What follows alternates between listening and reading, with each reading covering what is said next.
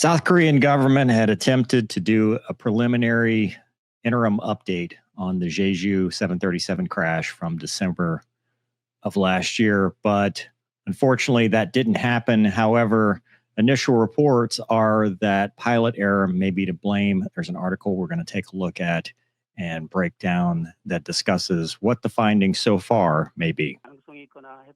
Bird or something, that would be the number 2 engine, the right engine. It looks like it's already cleaned up. So from the timeline that I've seen so far, Tower gave them some level of bird warning, whether it's bird moderate or heavy bird activity or something. And then not too long after that, they come back with a mayday. So the Sunday Times in the UK is reporting pilots at fault for South Korea plane crash that killed 179. Report finds officials ruled the disaster where a Boeing aircraft collided with a concrete embankment after it had landed was due to human error, angering victims' relatives. Errors by pilot at a South Korean airliner preceded the crash last December after its engines ingested birds. And we took a look at this both on this channel and on the Mover and Gonky show, and a lot of things didn't add up. I only noticed it when we were playing it here, but like if you watch as it gets close to the ground,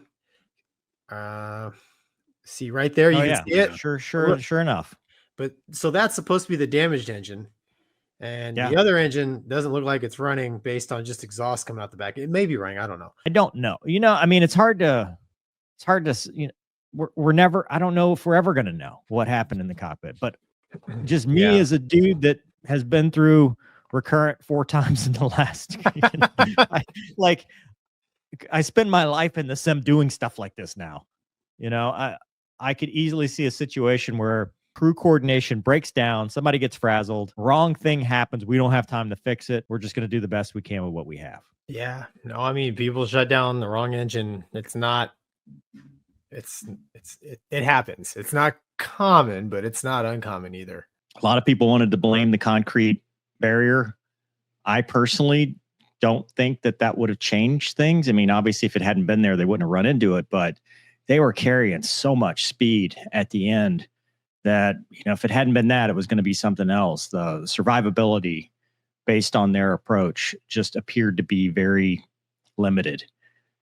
But the article goes on to say, investigators said the pilots appeared to have switched off the wrong engine in the emergency after a bird strike, because we did see the bird strike in the video. You could see the number 2 engine compressor stall in response to that, and it looked like it was on the go when they ingested the birds, and then both engines flamed out, which is why the gear didn't go down, because it's a manual extension at that point, which is why the FDR data didn't record fully.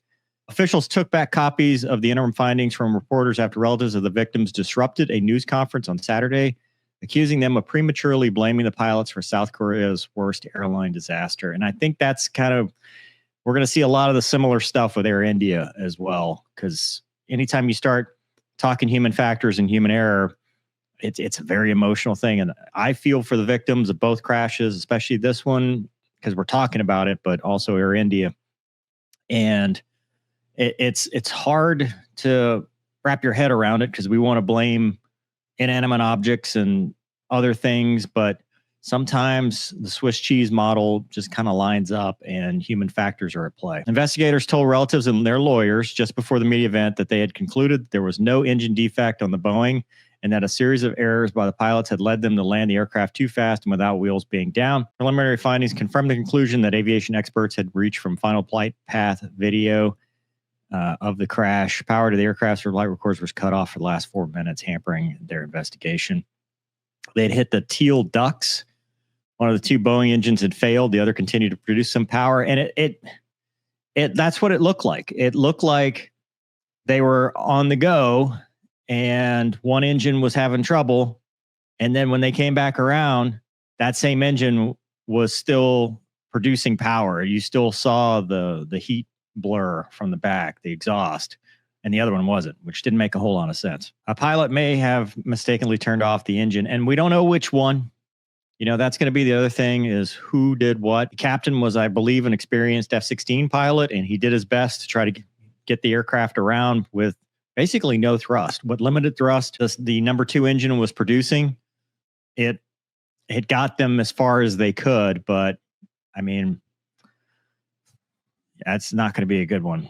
The pilot should have turned off the right engine, which is number 2, which is severely damaged by the bird strike. He turned off the left engine, which was spinning, and the black box and power went out.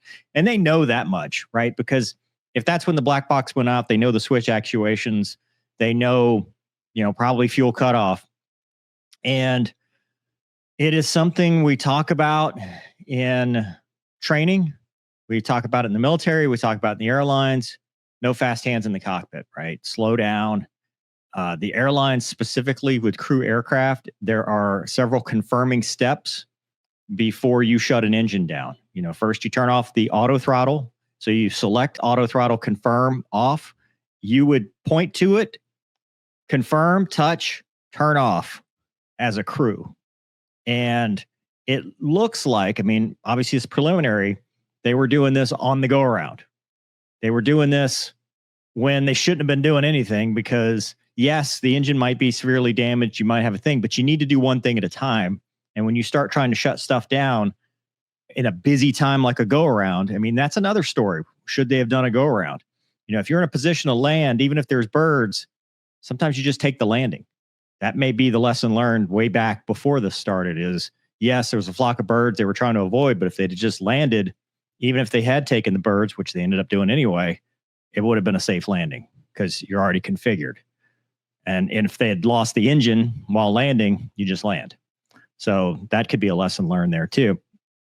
But, going back to confirm, you turn the auto throttle off, then you select the throttle, the appropriate throttle, which would have been the right one, right? So they did left, but they should have done right.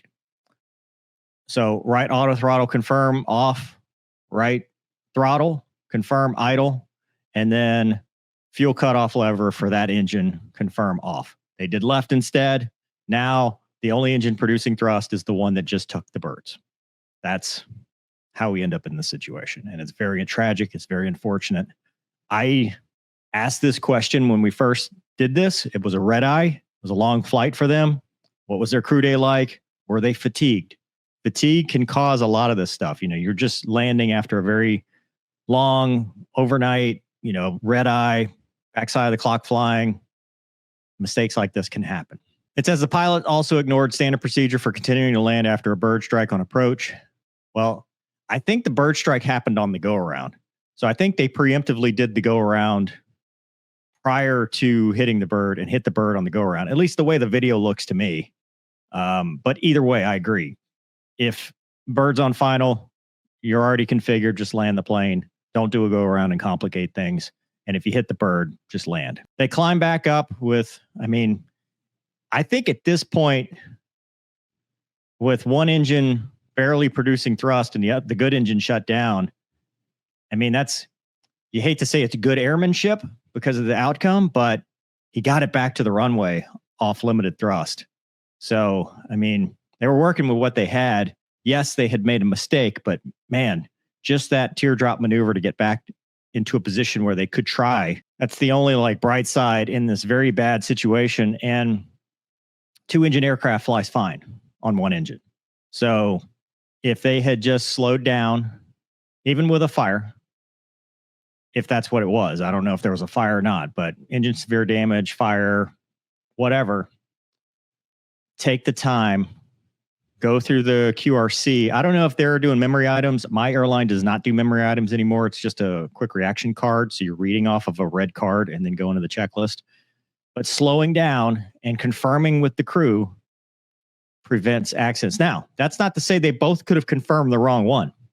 I've seen that before too, where two people looking at the same thing, they both say confirm cutoff and they both misidentify the engine. That could have very well happened, but odds are we're doing things too fast.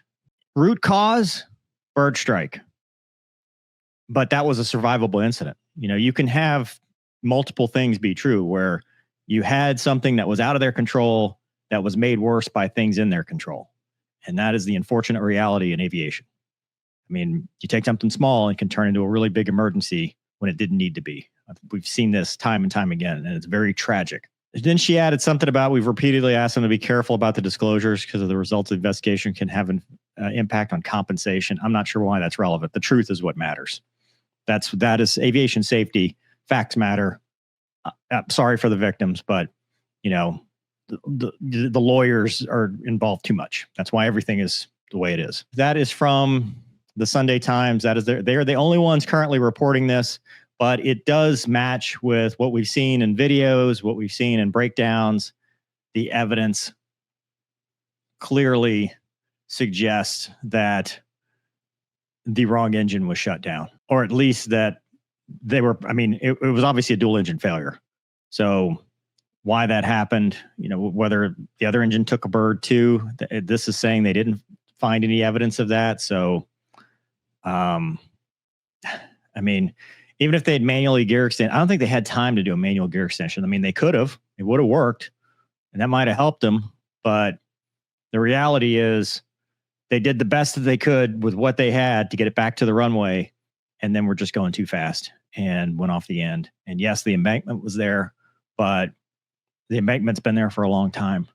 Airports are not made for you to be able to just run off into infinity. You land on the landing surface, and that's the guaranteed safe thing. Everything else after that is just luck, and they just didn't have it that day. But again, feel for the victims. Sorry for the families of those victims. This is a very tragic mishap, and I think Air India is going to wind up being very similar in how the end report or the mid update report, as we get more information on that one, I think it's going to be very similar. So whether that was intentional or unintentional pilot intervention on that one. But anyway, let me know in the comments what you think. Thanks for watching. We'll see you next time.